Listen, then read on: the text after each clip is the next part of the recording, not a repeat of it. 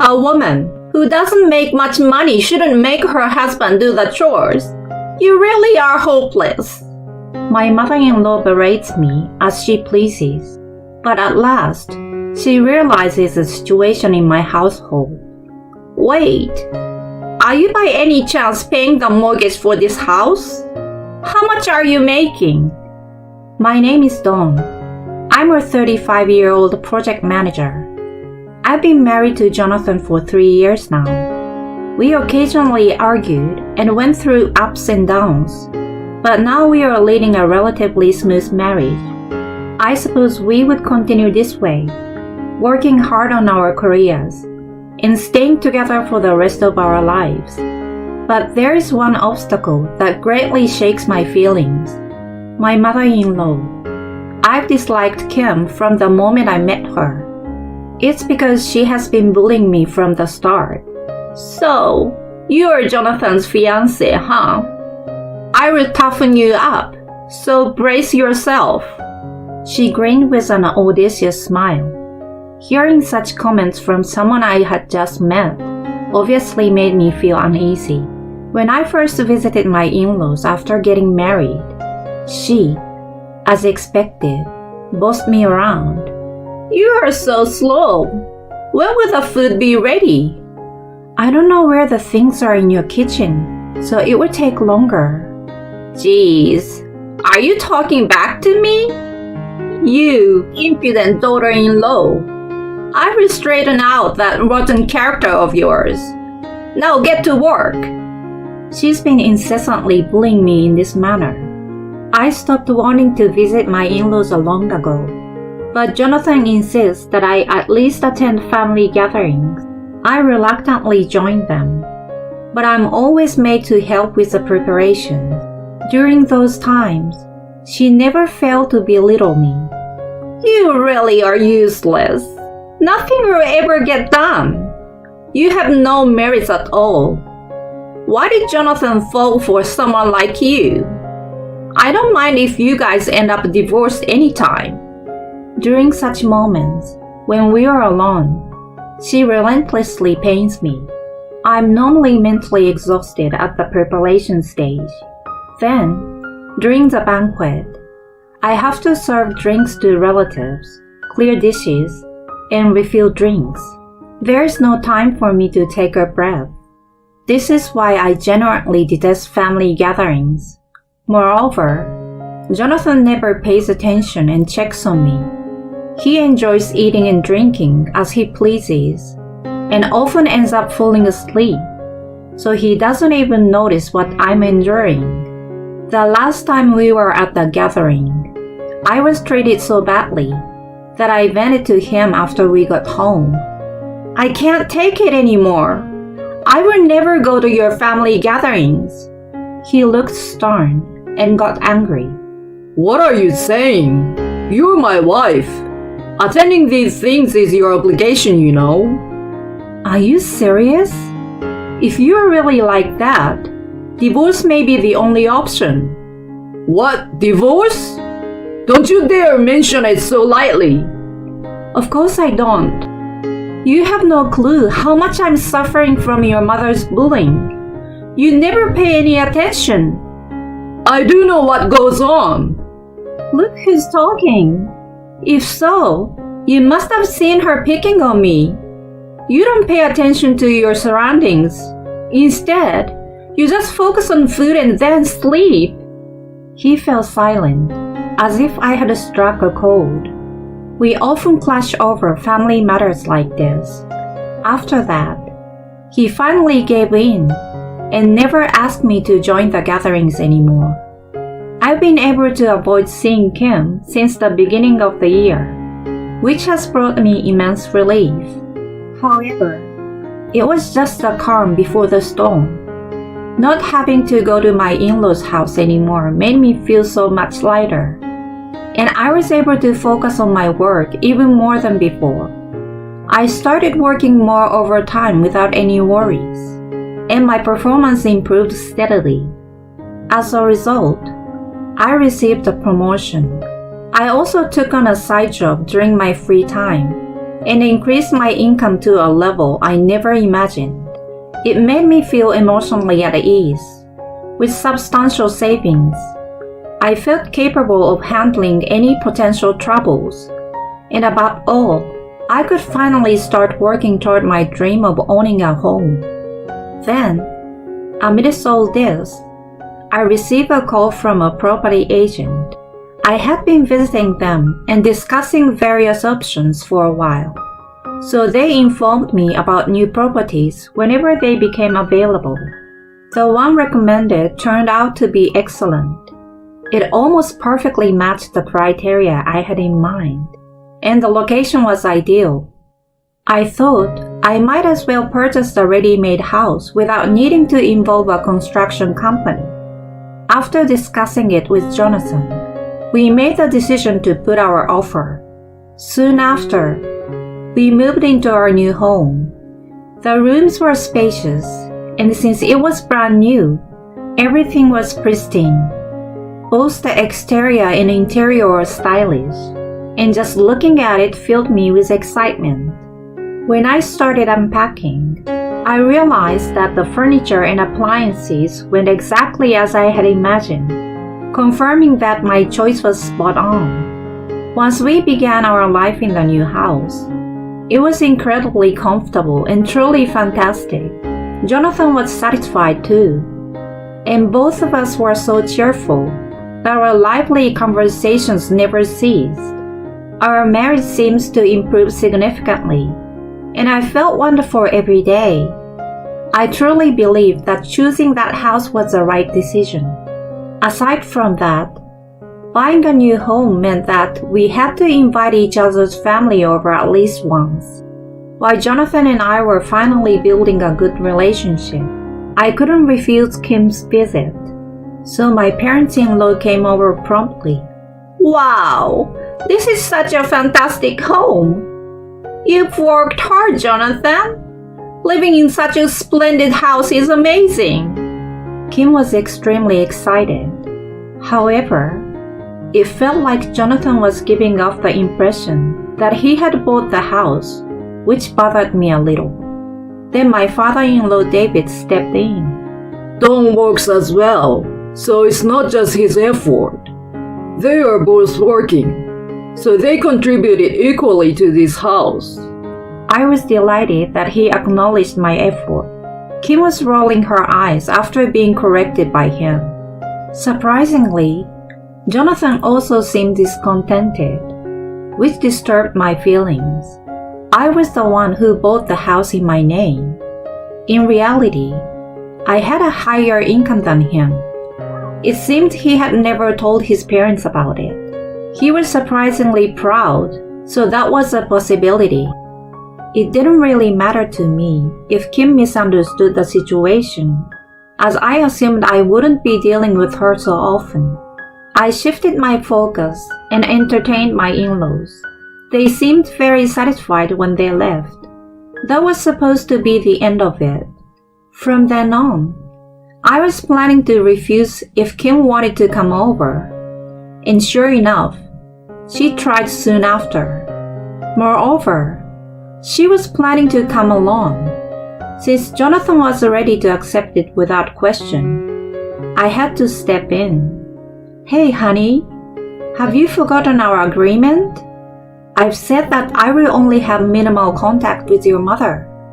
I was lenient when she visited for the first time, but from now on, she needs to get my permission.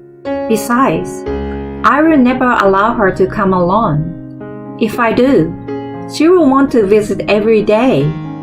I'm sure she would like to spend some time in the new home with us.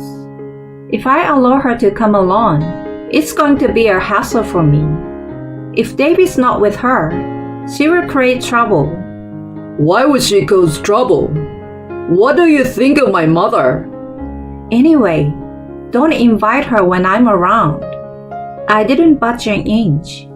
Knowing him, I figured he would try to break the previous agreement and invite her over. He reluctantly accepted my demand and promised not to do it.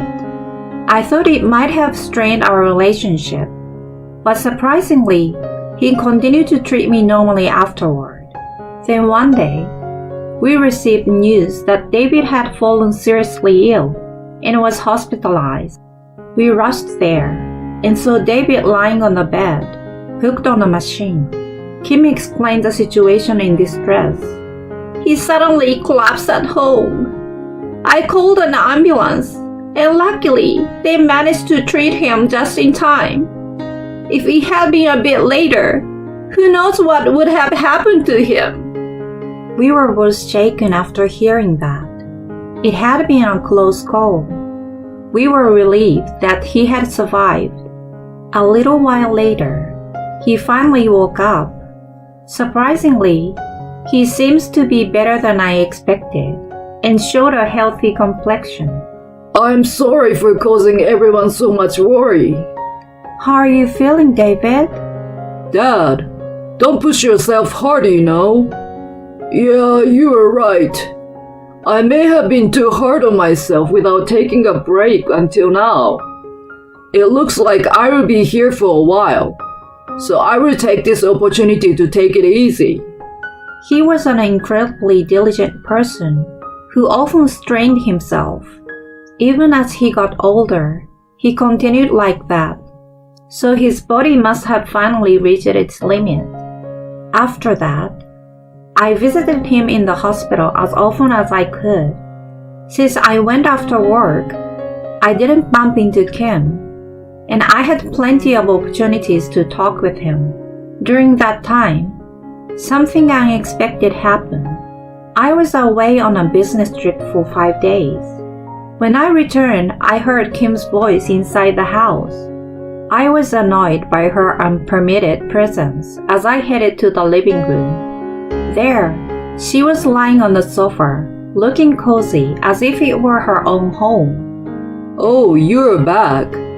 Jonathan looked at me as I entered the room. Hey, what's going on? I wasn't expecting to see you here, Kim. I glanced briefly at her. She turned to look at me and said, Well, I live here now, you know. What do you mean? You're such a dimwit. I moved in for the time being. We decided to live together until David came back. You're kidding, right? I felt dizzy and nearly fainted. Jonathan had taken advantage of my absence to bring her belongings into our home. Somehow, one of the rooms had become filled with her things. I don't recall ever agreeing to live together. When I insisted, she glared at me. I didn't ask for your permission. I'm in a difficult situation without David around, and I need help. Right. That's why she turned to me. Honey, try to be a bit more mature. It's not about agreeing or disagreeing. We're a family, and we should support each other. He nodded in self-satisfaction after making those seemingly reasonable comments. Kim proudly exclaimed, That's my son. Then, if I want to invite my parents to live with us, that should be okay, right? What? Well, according to your logic, it should be. If they want to live together and need help as a family, we should support each other, right? So it should be fine, shouldn't it? No, that's not the same. How is it not the same? Don't argue with him, you wicked woman, Kim shouted, coming to his defense as he struggled to find words. I'm living here now, so there's no space for your parents to come. If you understand, start doing the housework. You've been playing around all this time, so you better work diligently from now on. I've been working all this time. It's probably not a significant job anyway. Besides, your business trip seems suspicious.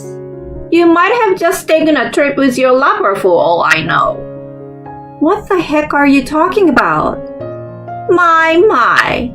It's suspicious how you're flustering. Jonathan, if she was really having an affair, we should demand alimony and get rid of her. Yeah, agree. Unbelievable. How much more could they belittle me? On top of it all, Jonathan had let her come to our house without asking me and forcibly initiated cohabitation. My distrust toward him intensified rapidly. From then on, Kim gleefully resumed her previous mistreatment toward me. It was emotionally draining and challenging. I was also becoming busier at work, so there was times when I couldn't manage housework even if she scolded me. As a habit from before, I asked Jonathan to take on some tasks. Upon seeing that, Kim's face turned red with anger. What are you trying to do? Making him help with the housework? I can't handle it all by myself. He has helped me before when I was busy. You don't even earn good money, yet you make him do housework. You really are useless, you know. He deserved a better wife than you. She continued to criticize me as she pleased. I couldn't understand why she needed to go to such length. All right then. Should we get a divorce? What? Jonathan panicked at my statement. Hold on, honey. Don't bring it up so casually. This might be a good opportunity, Jonathan. Rather than being with a woman like her, you should find someone better. But Mom, that's not possible. Why not? Well, he hesitated, choosing not to reveal the truth, possibly due to his pride. I felt there was no need to wait for his answer, so I began packing my things. I can't relax here anyway, so I will return to my family for now. Are you serious? No problem, Jonathan. With the intruder gone, we can live carefree now.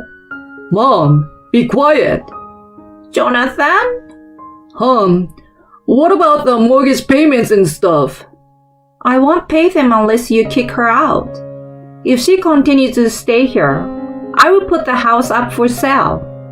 Wait, hold on. That's going to be a problem. Hey, Dawn, what nonsense are you blabbering about?